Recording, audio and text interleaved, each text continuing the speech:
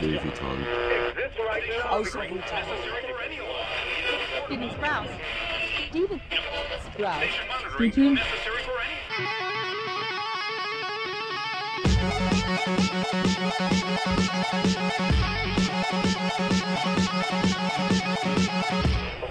It's changed the landscape of fashion.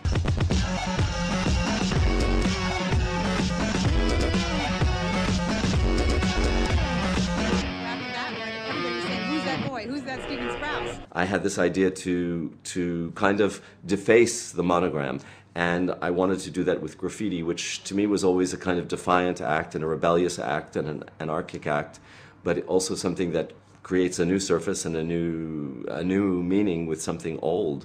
So I thought whose hand and whose graffiti would mean something to me, and of course I went back to Steven, who had always used graffiti. Steven Sprouse was always a real fixture in New York nightlife and in New York City, as an artist and as a fashion designer and as a personality and a presence. And when he started showing his clothes, I became very aware of him and his whole entourage, which included Stephen Meisel, Terry Toy, Debbie Harry, etc., etc.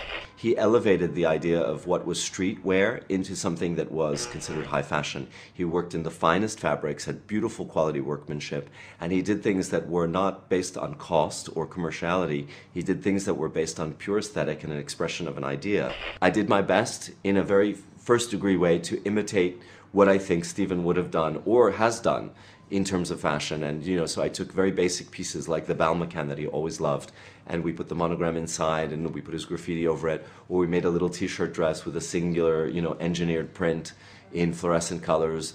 The sneakers or the trainers that look kind of like ski boots, like basket sneaker or basketball sneakers, ski boots, futuristic, Velcro. I tried to use the things in Stephen's vocabulary and give it the shape, silhouette, and styling that Stephen would have done when he was at the top of his game, in terms of fashion and designing. So it really is a complete homage and a complete combination of what is Vuitton and what is this legendary icon, and then what are the icons and the lasting aesthetics that Stephen left in the fashion world.